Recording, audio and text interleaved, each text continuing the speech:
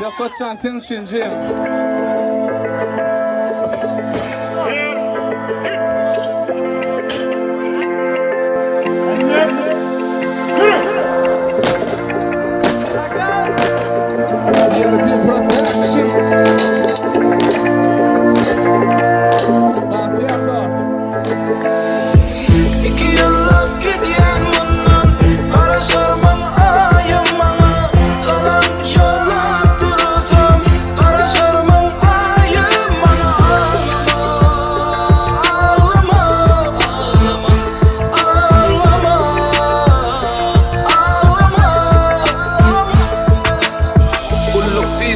Anlamadım sözünden o çıkar yanıken iki gözümden biri gelse pulanlayıp idimden dembullarım tutup öpyalar etçe Bastı paylanı vakıdır şu bitmedi bilsin ki ben oğlum şolun yapmadı Erdi paylanını bana yetmedi yırtıp patin kadar halga yanıcı dembullar meydanı mitli kandırın bilsin ki ben mina yana sandırın aynı da ödümü sana mandırın gelende seni tanarsın uyudum o gece Boyun kette bolsa duryan idinna Özüm ovan yeten gelin gıydinna Yırtık balık dört yamak var diydinda Gıyları göremde utanyan ece 2 yıllık gidiyen bundan Araşarman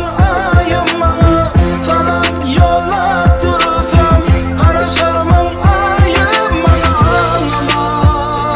ağlama, ağlama,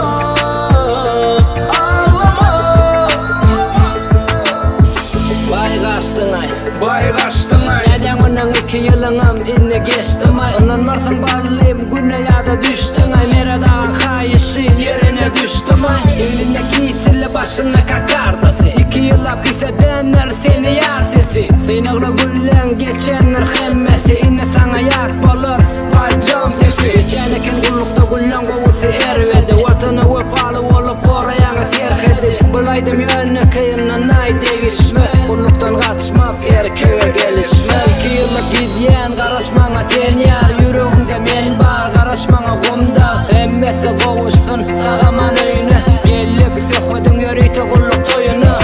2 yıllık gidiyen bundan Araşarman ayım bana Sana yola durursam Araşarman ayım bana Ağlama, ağlama, ağlama, ağlama,